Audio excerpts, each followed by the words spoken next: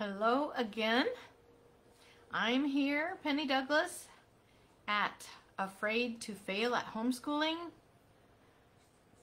I am redoing day 2 because I accidentally deleted the video I did 5 hours ago, 4 hours ago, however long ago I did it. Probably 3, but I thought it was the flubbed up video from earlier today, and I deleted it and then looked for the good video, and there was no other video for today. So here I go again. Day 2, watch for readiness. So I talked about how we don't need to do school at home. We should make our homeschool look as much different from the classroom in a public school or in a private school or any kind of classroom type of environment. Has to be that way because they have so many students to keep track of and to try to teach at the same time. But we have more of a tutoring type of situation with homeschooling. We can individualize for every child. They would love to be able to do that in public school. I went to classes when I was still teaching that were talking about how to individualize for each student in a class, but it was kind of a pipe dream because it's so hard to do in a classroom situation with that many students at one time. So with homeschooling, you have 1 child, 2 children, 3 children. If you're like me and have 10, they still only come one at a time. And, you know, I did have a set of twins, but only one.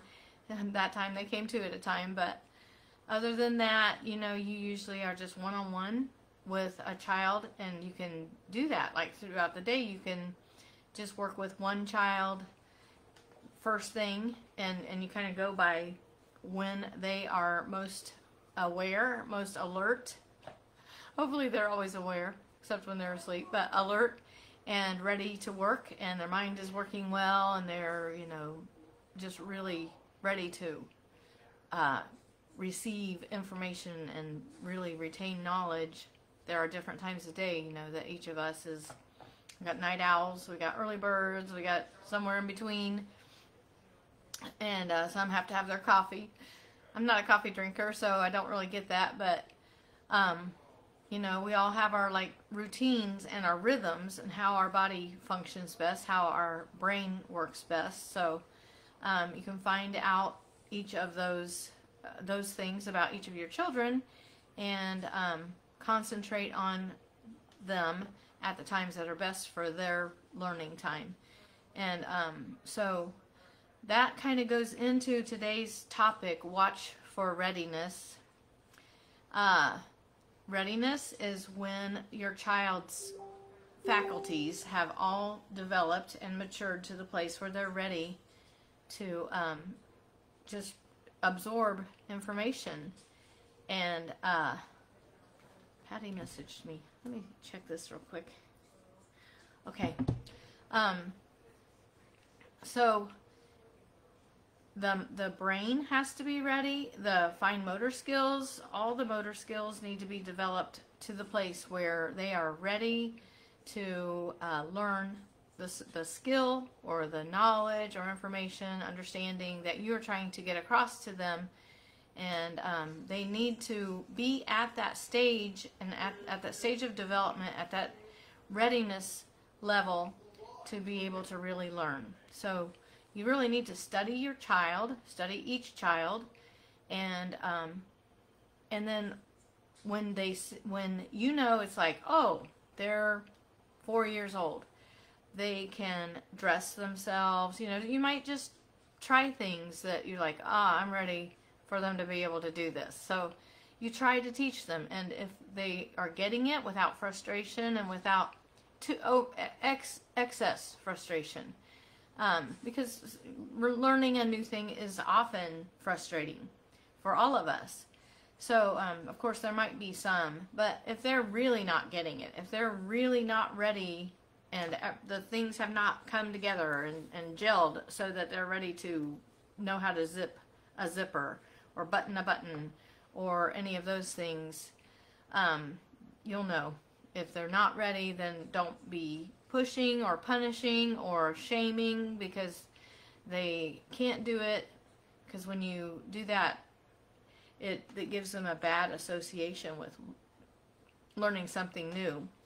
So you want to watch for readiness, and I'm going to look at my notes now. If you try to teach a skill or concept before a child is developmentally ready to understand or to cognitively process or has the skills to actually perform it, the child feels pressure to perform something that's impossible for him. This can lead to frustration, shame, anger, and a feeling that there's something wrong with him. It also produces frustration, anger, impatience, and unnecessary anxiety in the parent. You can start to think, maybe there's something wrong with my child, and there's not really. They're just not ready to learn that particular thing right then. But you know, we're always teaching our children, and so we get kind of used to seeing when they're ready for something.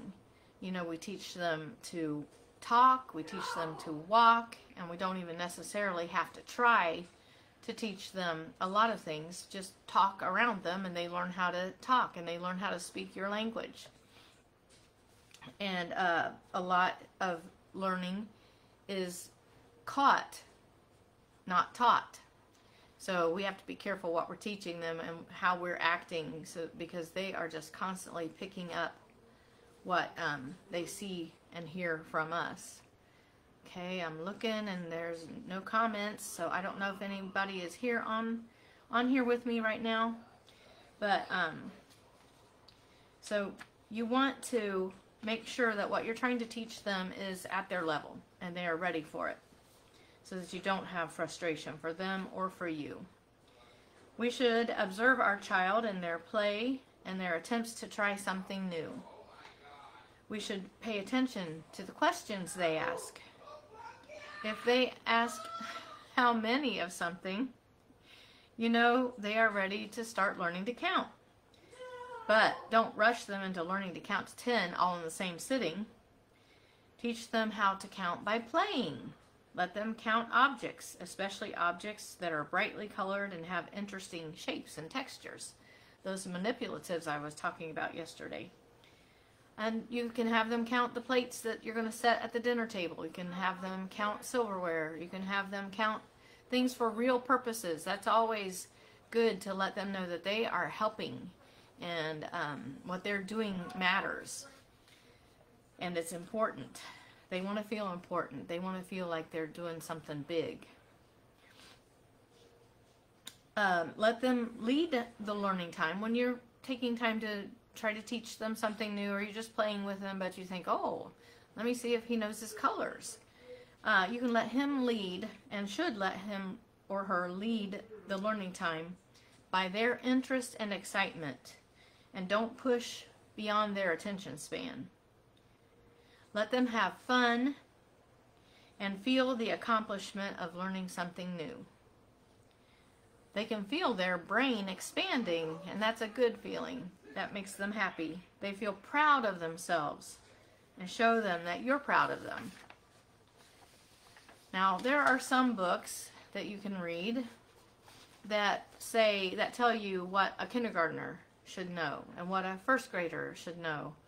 And like I've said before, not all 5-year-olds are ready for kindergarten, and not all kindergartens should teach children how to read.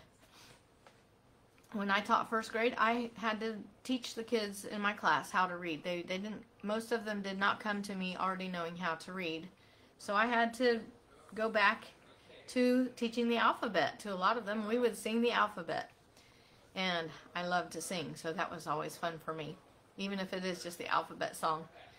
And just hearing those little voices sing along with me, I love that. So I would teach them the alphabet and the sounds that the letters make, and then help them blend the sounds together to make words. I took them from the very beginning when I taught first grade. I know they're trying to teach all of that younger, and I don't agree with that. I don't think that's good for a lot of kids. I don't think there are many of them that are not ready yet to learn to read when they're 4 or 5 years old. I know some are, but none of mine were. And mine are smart kids, but they weren't ready to read early.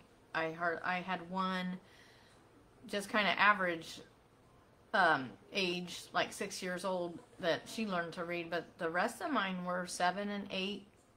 And my oldest, I have a story about him that I tell in one of the books I wrote, that he learned to read over a period of years of me trying to, I did a phonics book and a phonics program with him.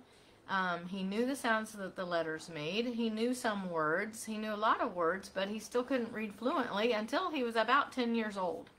And then he just read everything, and he went to like 15th grade reading level, reading the King James version of the Bible and understanding it, and he has an amazing vocabulary.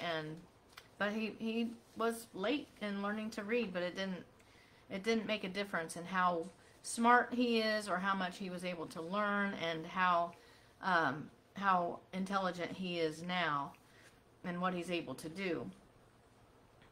So you don't have to, if you read a book like that about what they should know in kindergarten, what they should know in first grade, you can read that, but don't use it as a step-by-step checklist.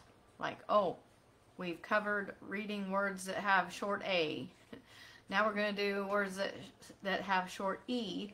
And you can teach that way for sure, but don't use it as a gospel, as he has to have this done before he can move on to that, because in a lot of cases it's not that cumulative. I mean, they definitely have to know the letters of the sounds of the letters. Sight word teaching, I'm not big into that. I think that's just making things harder, unless they really don't get phonics. Some kids don't. So with that, you'd have to use sight words. But your child's brain might operate in a different sequence from what the person writing that kind of a book thinks it should, and so your child may not be at the stage of development where he recognizes that, like, for instance, like that a numeral represents a certain number of objects. Like this 3 is 3 pens. They might not be able to understand that yet. Or he might not be ready to understand the very basic idea of one-to-one correspondence, so that he can recognize that only one number goes with each object that he counts. Like, you can try to teach them how to count by going, put my notes down here, 1, 2, 3, and then they go 1, 2, 3, 4, 5, 6, and they just don't get that one-to-one correspondence at first. It takes some time. They have to develop the skills, the understanding. They have to come to a place of readiness to know one-to-one correspondence and understand it. There are some intricate, rudimentary concepts that young children have to learn before moving on to basic counting. Well, we don't usually think about the building blocks of understanding that have to be put in place before a child can grasp even the most simple concepts or ideas. Sometimes a child will need to do lots of pieces or parts of a new skill with lots of practice before they master it, no matter how simple or basic it may seem to us. It may stretch our patience and make us want to just go ahead and do it for them. But we need to let them go through the learning process until it becomes obvious that they are not ready for it yet, and they are getting frustrated and discouraged. then we should back off. We should congratulate them for their efforts and redirect them to something else to do that they're already skilled in. Give them a break from trying to learn the new thing. You might have to take off a week, a month from it, and then try it again later. And most of the time, it comes easy to them. And that's what we want. We want to make learning easy, as enjoyable and fun as possible, going according to their interests and what they like and what they are good at, what will probably might show what they will end up doing as a career or a lifetime hobby, or something, you know, that they can just make some money at on the side. So we should definitely encourage those kinds of things, but we have to make sure that we're not pushing something that they don't even want to do or they're just not ready for. Now, I know some things have to be taught whether they want to learn them or not, and that's just how it is. But for the most part, we should try to find ways to make learning fun and keep it as interesting, exciting even, enjoyable, pleasant for them and for you. That's why I settled on reading aloud as my main form of homeschooling. I read really good books with a really good plot, good character development, moral lessons that are taught, but not too preachy. But just very interesting writing. The writing is wonderful in these, usually older books are what I use, the classics, books that Sunlight curriculum recommends. Sunlight is spelled S-O-N, for Jesus is the Sun. They have a lot of really good books in their program, and I've read a lot of those books aloud, and my kids really get into them, and I do too. And learning is so much fun when we do it that way. So, a great way, okay, so if you're working with your young child and you're feeling yourself getting frustrated because they're not getting it, and you start to wonder, is there something wrong? Is there a learning disability? If they're really young, probably not.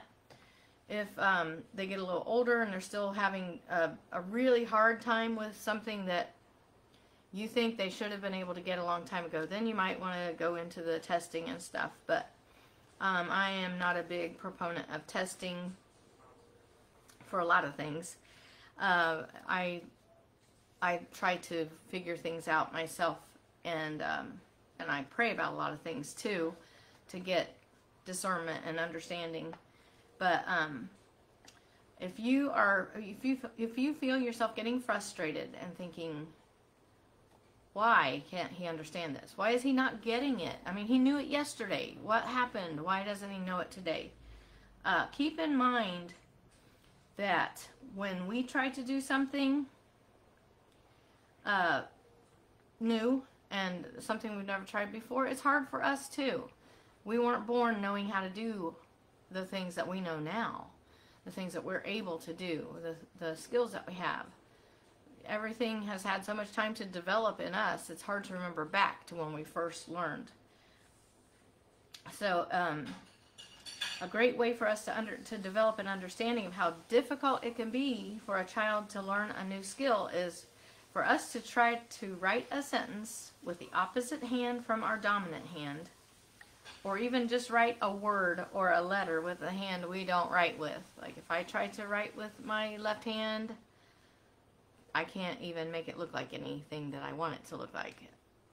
So if I do that, I realize, oh yeah, my child is having a hard time doing this because it's brand new to them and it's not something that they've done a million times. They've never practiced it, and this is their practice, and we have to be patient with their practice time. So we should keep this in mind and not try to rush them or get impatient with them when it's difficult for them. We need to be as patient as we can possibly be with our kids. Not get impatient, not get frustrated. I know of a lot of homeschool moms who Well, the way they were trying to do it, I didn't agree with in the first place. Like, they would have a math worksheet for their kid to do, and they would just put it there in front of them, give them a pencil and say, do this, and have it done, you know, in half an hour or whatever, and then we're going to eat dinner. And so sometimes moms would do this. They would make the child stay at the table if they didn't have it finished in half an hour, and get very frustrated and irritated because they had only finished 2 of the problems in all that time. And then they sometimes would make them not even be allowed to eat dinner, and the child would just sit there.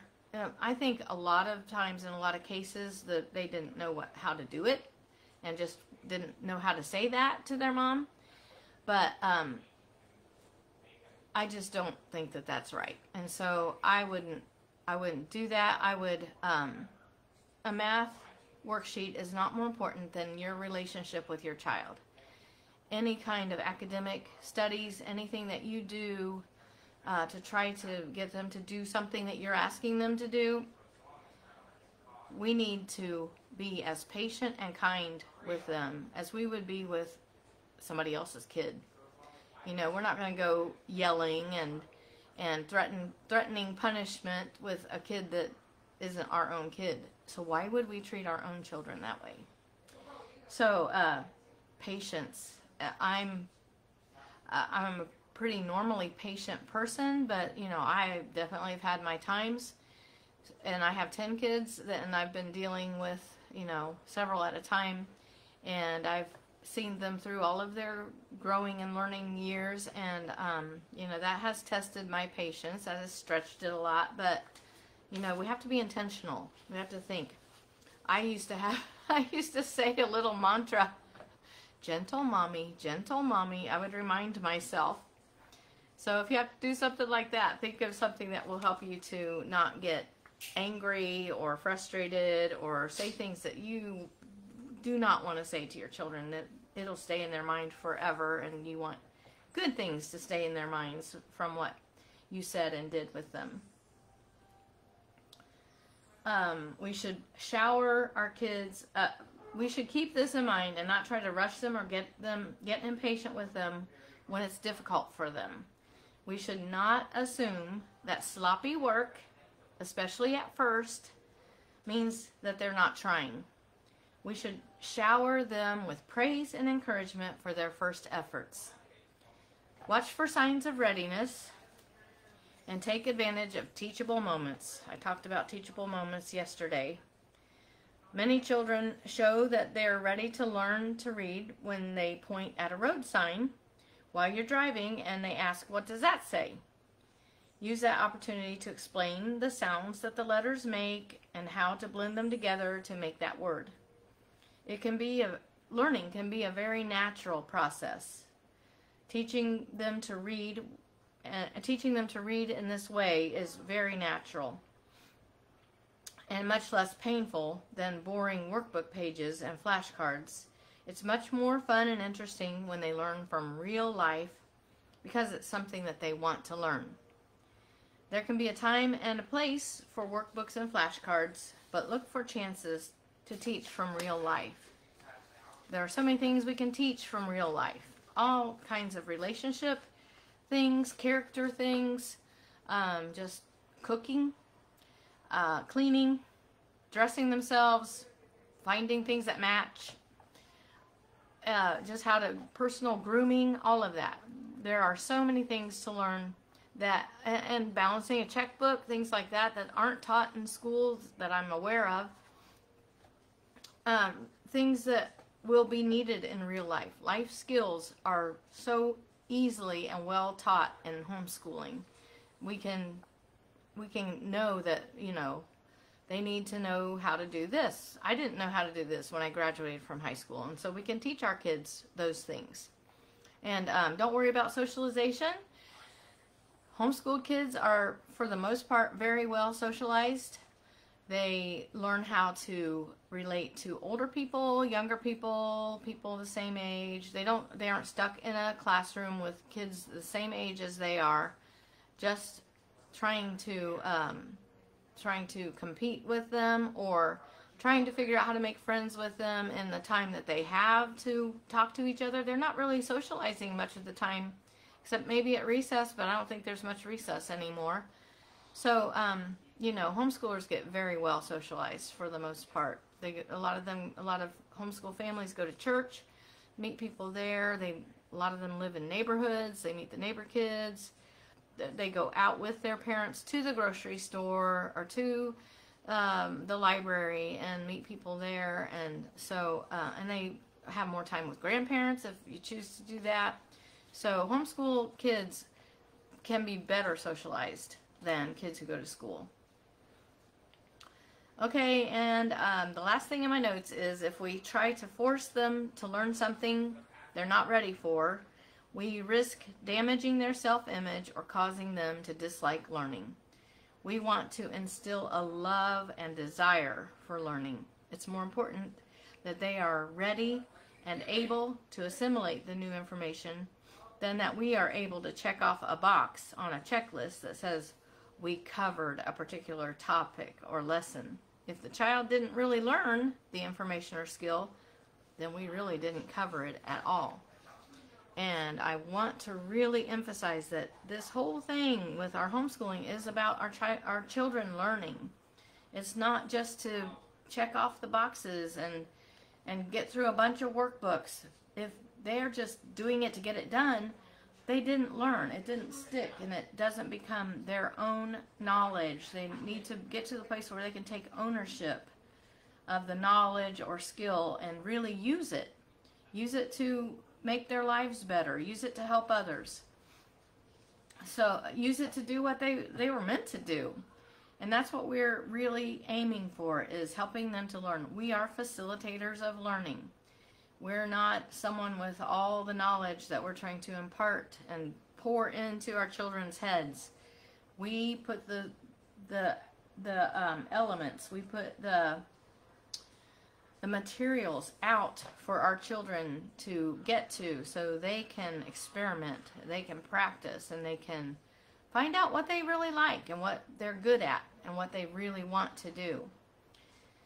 And so I have written 2 books about homeschooling, and this one called 5 Steps to Becoming, the camera's right there, 5 Steps to Becoming a Great Homeschool Parent. My husband did the cover for me. See that cute little bear with the mask? These are all super homeschoolers, super homeschool dad, super homeschool girl with their capes. And you too can be a great homeschool parent if you follow these 5 steps in this book. Safe Haven Homeschooling.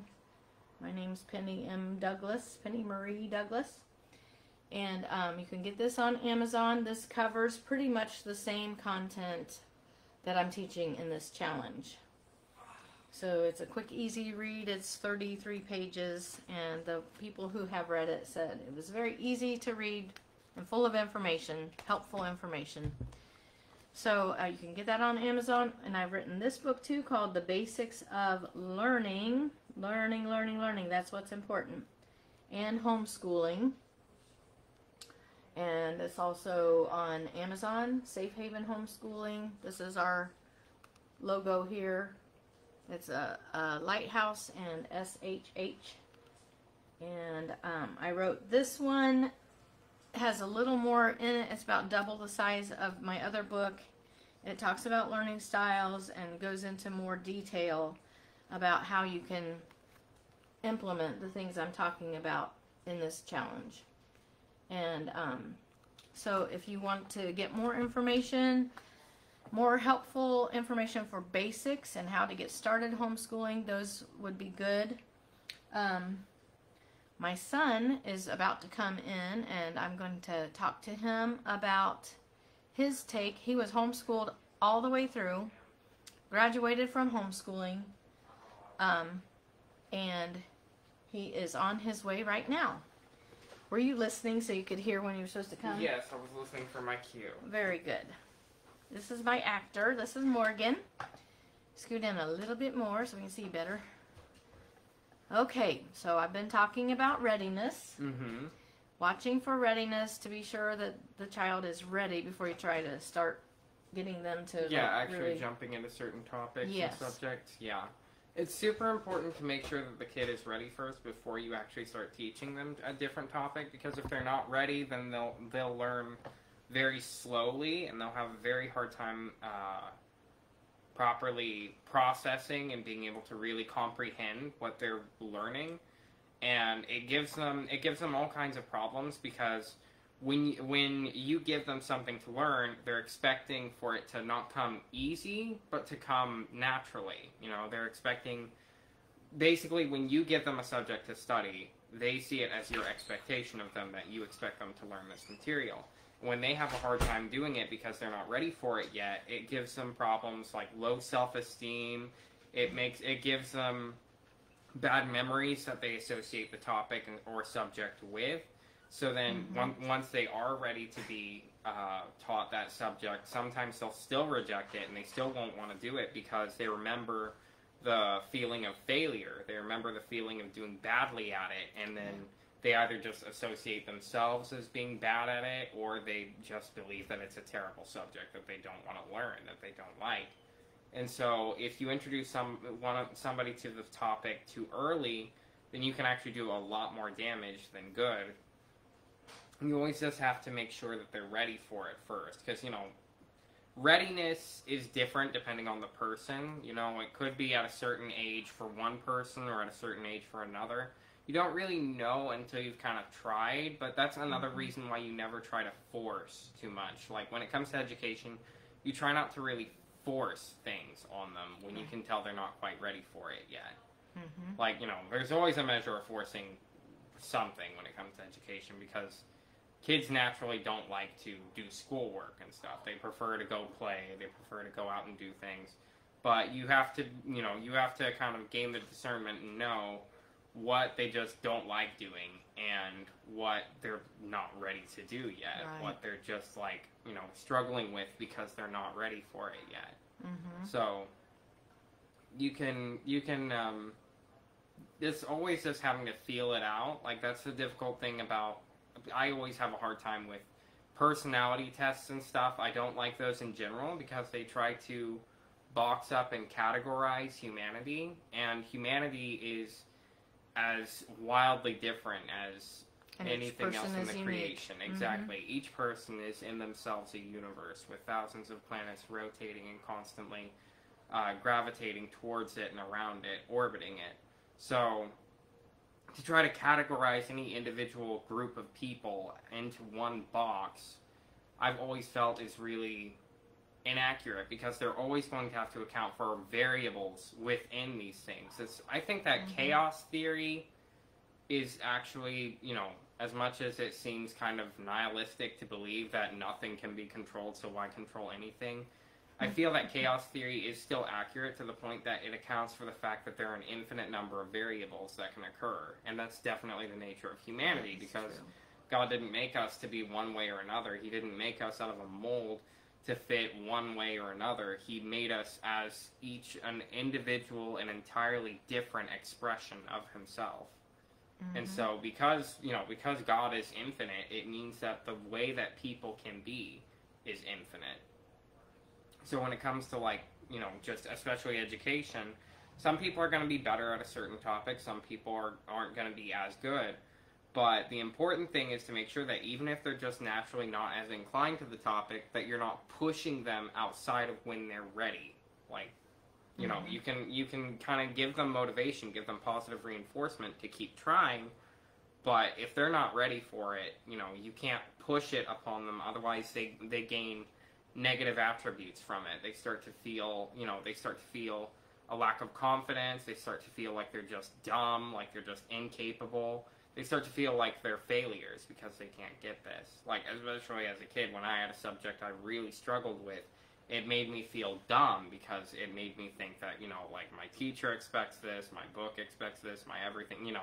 Basically, as a kid, everything hung on me being able to solve this problem, me being able to do these books.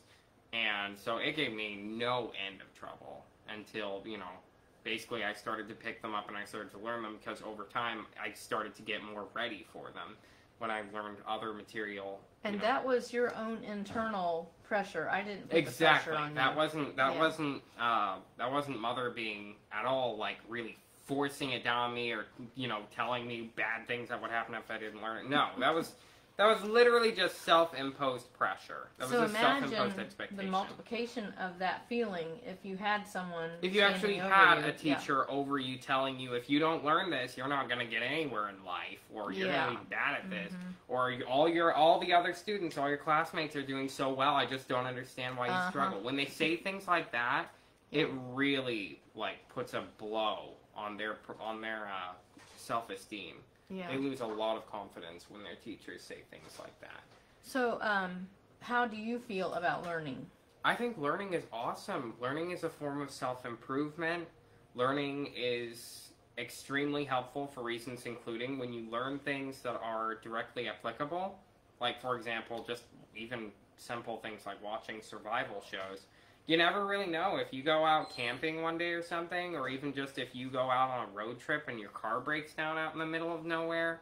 I mean, anything you learn could be potentially helpful, as long as you're learning things that are applicable, things that you may or may not end up using.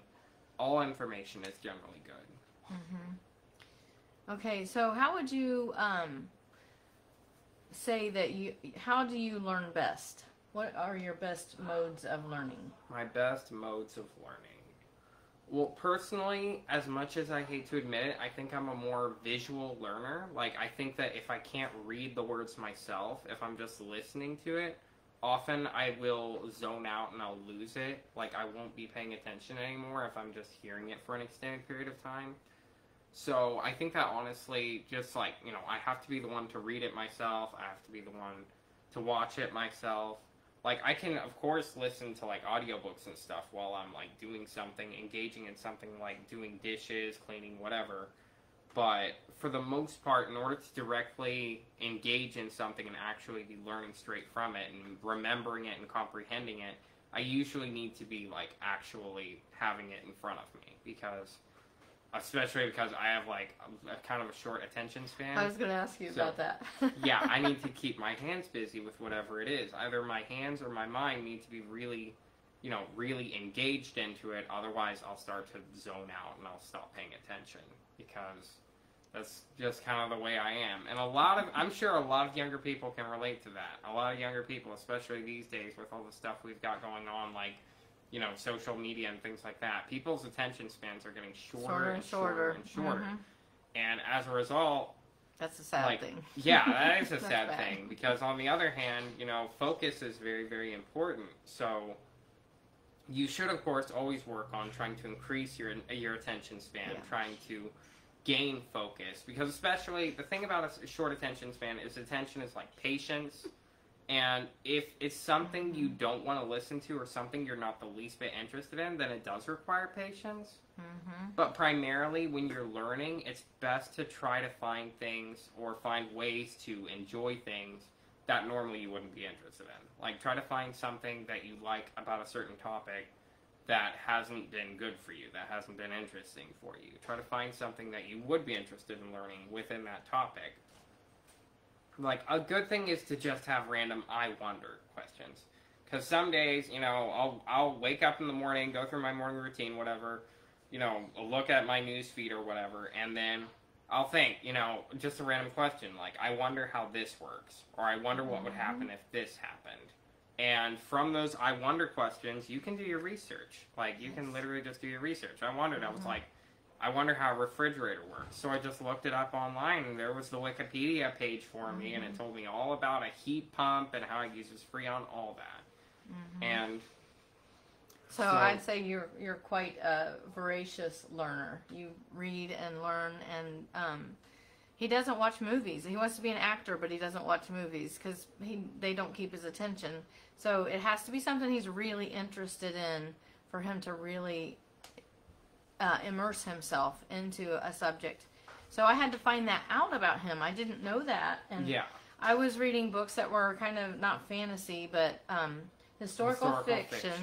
And he would be like, well, is that somebody that really lived? Or, okay, that guy really lived, but what about that person that is his best friend? Did he really live? I don't know. The author just put him in. Oh, well, I don't want to hear that story. I was like, this is all bogus stories about real people. I don't want to hear this. This is like a fan fiction. Like, no thanks. So I had to get different books after that were the truth and nothing but the truth.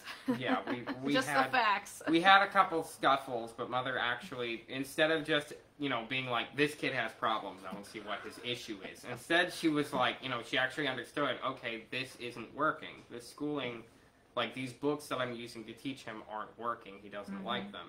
And instead of taking it as, he will like these books or he will die trying. Instead, she decided to change methods. She decided to go for different books, find different books and that I would actually enjoy. King Alfred? It was a book about King Alfred the Great called The White Horse King. And it was, it was biographical. It was a very straightforward book. Yeah. Like, it had no embellishments. It had, like, almost no pictures in it, no illustrations, all, like, actual photographs when it did have pictures. And just, it was very straightforward. And I enjoyed that book a lot. I literally couldn't put it down for, like, 2 or 3 days. Yeah. And then I even reread over a couple parts afterward after I first finished it. And did more study about... Yeah, and then I did more study, and I read even more books about it. And... honestly, now I'm very, very well versed in medieval English history. So, I mean, that worked out great. Yeah. Like, all it took really was Mother listening to, sure, we kind of argued, but she took it more like a discussion because she listened to my points and she understood that I didn't like the kinds of books that she was reading. And so instead of taking offense to that, and being like, well, I love these books, the other kids all like these books, so he's got a problem. No, instead she just decided, okay, like, obviously those aren't his tastes. That's not the way that he, wants to learn. So instead she just decided to find something else, even though it wasn't the best learning method for her, even though that wasn't what kept her interest, she was able to realize that, we're two different people. Even if we're blood, we're two different people. So she understood that everybody has kind of a different method of learning. And for me, historical fiction wasn't working at all. So that's the main thing. The main advantage of homeschooling, in my opinion, is plasticity. Being able to change your approach, being able to look at things differently, and being able to use different methods as needed. Yeah. Whereas a one-size-fits-all school will just constantly try to force somebody to learn the same way over and over until they're just able to regurgitate something on a paper one day, just cram for a test, get it all out on the paper in one night, and then forget everything the next day. And only a small percentage can really excel that way. Exactly. Very small percentage. And what happens, we get a lot of people that not only didn't enjoy school, but didn't learn a lot of anything from school. And they feel dumb. Yeah, and then they feel dumb because, they got all these bad scores and stuff, not because they were actually dumb, not because they were bad at the subjects, but because the subjects were being taught in a one-size-fits-all way that didn't fit them. Right. It's like trying to put everybody in the same size of shirt.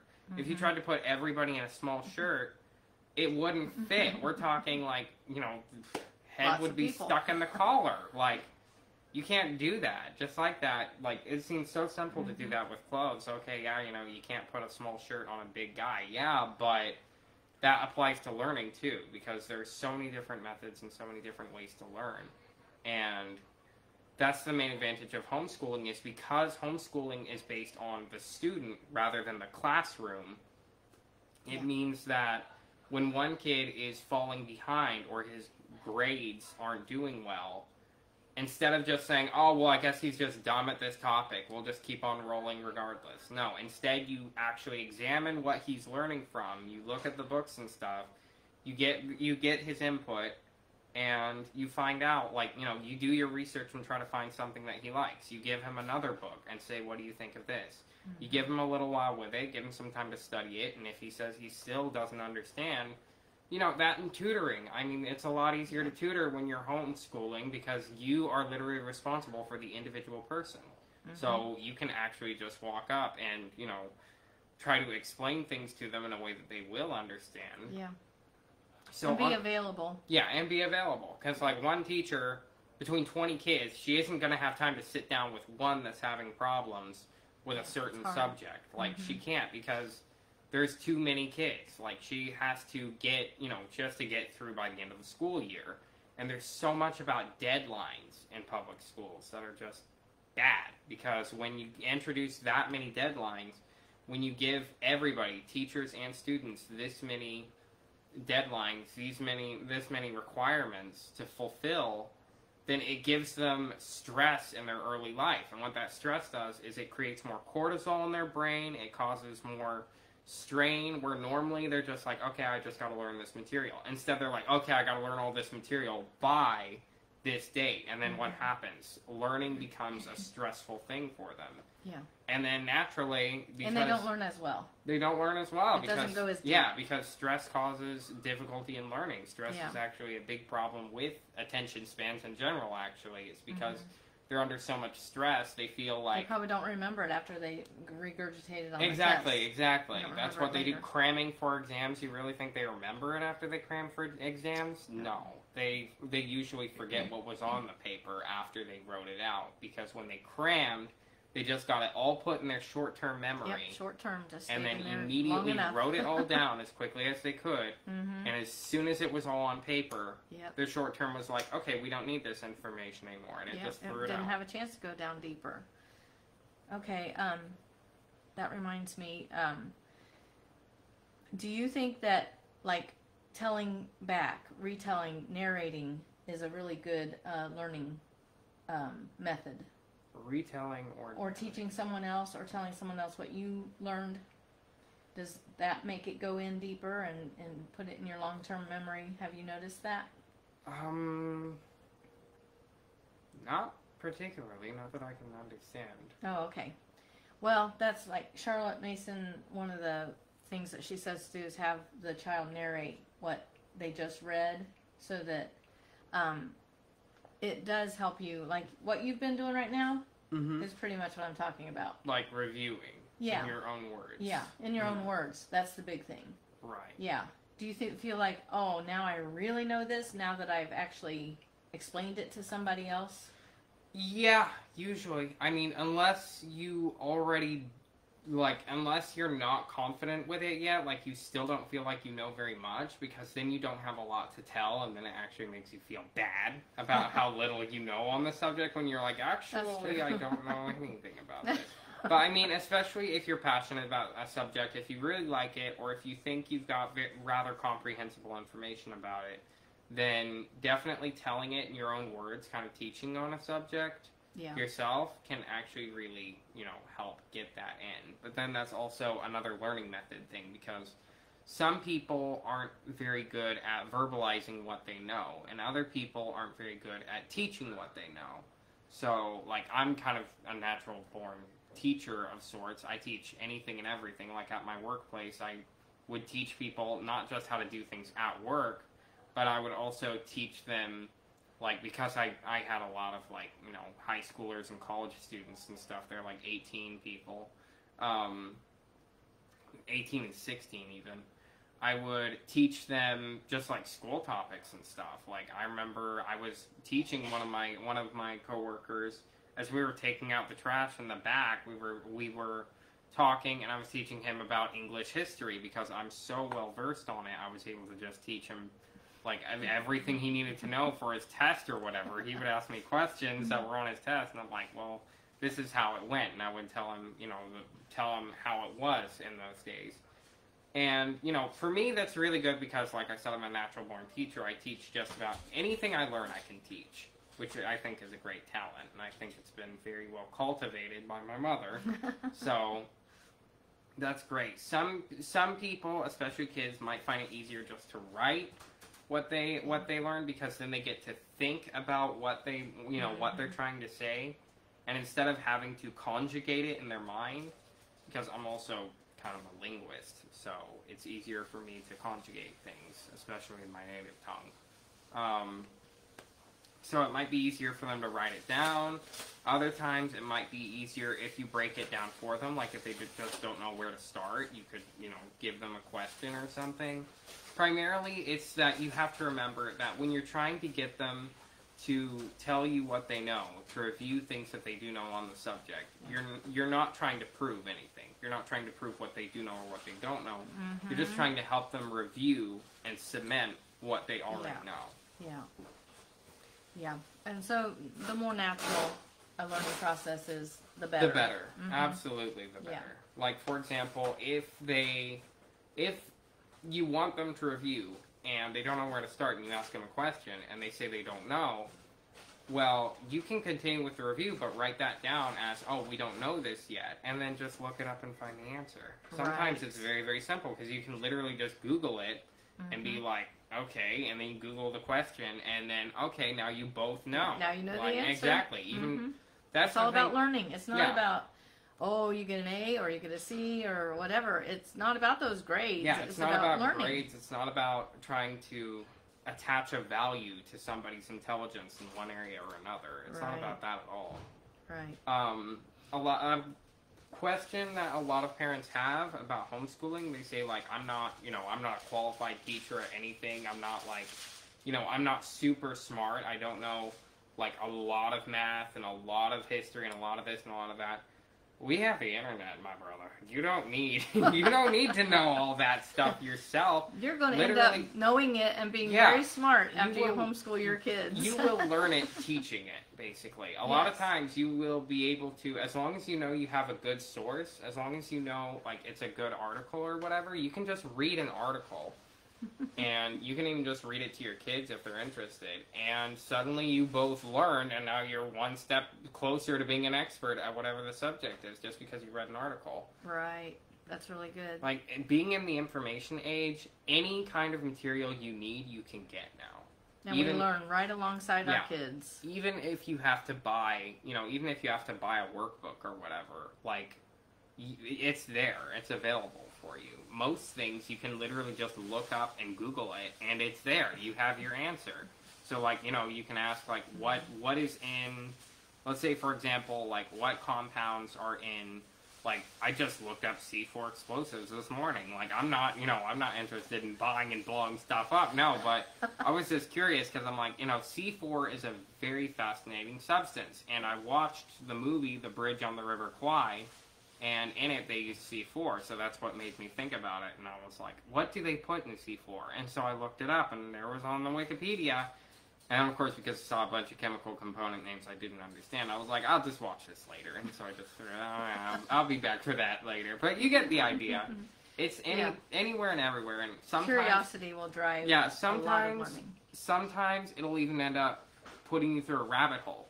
And then you go through the rabbit hole, and you get smarter and smarter and smarter. Because when you wanted to learn one thing, first you need to understand this other thing. So you try to understand this other thing, and there's another thing linked to that. Yeah. So you will basically go into the very base, the very, like, elementary principles of whatever it is, and then learn that, and then go backtrack and learn that second part, and then backtrack and learn the third, and move on until you actually know what you wanted to know originally, and a bag of chips. A whole lot more. Tell them about the 20 questions game that we played. We played 20 questions. It had some of the most vague statements and some of the most unusual topics. I mean, it talked about people. From history. I didn't even know half their names or whatever. But she killed it. She killed it out there. We were all like, okay, let's not play this game anymore. It's from Homeschooling. Ever again. Because, I mean, dude. Yeah, I didn't even know I was that smart until I played that game. That was an adventure. That was fun. Yeah. Thank you so much, Morgan. That was very good. Thank you. I got to show my book that I have my book recommendations I do each time. This one is Love You Forever. And it is written by Robert Munch. And this picture is I got this book out of the library. I read it to my kids growing up, and they all loved this book. And this woman has this little boy, and he is just always making messes and getting into everything, and you know how we have to deal with that. We have to clean up the messes, and we try to stay patient with them. And she sings this song to her baby when he's a baby. I'll love you forever, I'll like you for always, as long as I'm living, my baby you'll be. And then he's growing up, and he's, you know, finally asleep. They're so cute when they're asleep, right? And she goes into his room and sings, I'll love you forever, I'll like you for always, as long as I'm living, my baby you'll be. He keeps growing up, which they tend to do, and he does some things that, you know, are kind of frustrating and irritating, but at night she'll go in there, even pick him up while he's asleep and sing that song to him. And then, you know, you get into the teenage years, and she's still, you know, he's still her baby, and she still sings that song to him. And then he moves out. So I've pretty much shown you the whole book now, but she gets older, of course, as he's getting older. That's a little far-fetched there, but now she's really old, and look what he does for her. And he sings that song to his mama. And I read this to my kids a lot when they were all younger, and it makes me cry when I get to that last page. And my oldest son is 30 years old now, and he said he saw that book somewhere. I'm not sure where he saw it, but it brought back good memories. You know, these reading aloud really bonds you together. You have this shared experience of enjoying a story, and then you have these lines from the story that you all can just like say a word, and everybody knows what you're talking about. And if it's funny, you all laugh together, or if it's like that, so heartwarming and heartbreaking, it makes you cry. And he said it kind of made him cry as he saw that book again and remembered that story. So that's it for today. That's my second time doing this one. I hope I got everything in that I needed to. I thought my first one was really good, and then I accidentally deleted it. But I hope you get something from this. I hope this helps you if you're deciding whether to homeschool or not, or if you have already started, if you're running into some obstacles, or you're having a hard time with some things. I hope I can help you get past those things and see things maybe in a different way. And if you have any questions, please put them in the comments or somewhere in the group, and or message me, and I would be glad to talk with you and help however I can. I've been homeschooling for 25 years, and I'm still homeschooling 4 of my kids, so I'm still in the trenches with all of you, and still learning, still learning right along with my kids and with all of us, as life is learning. We're all just learning all the time. We want to get our kids to love learning. That is the big thing. I was so glad Morgan said that he loves learning, and he really does. He you know, he's always asking what if. He would ask me what a certain vocabulary word meant, or a certain science word, and many times I didn't know, or he wanted to know more about like flotation, or these 2 physics terms that he just wanted to know more about them. And so I went to the library and got books about those topics, and he read them, and then he was happy. So that's what we want. We want children who love to learn. We want them to be lifelong learners, and we want to give them a feast. We want to spread a feast for them so that they can learn in a way that it will stick, and in a way that is enjoyable. If it's enjoyable, it's more likely to stick. It's more likely to be something that they'll always remember. All right, I'm going to let you go. I've been on here almost an hour. I didn't mean to take that long. So enjoy the rest of your day, and I'll see you tomorrow.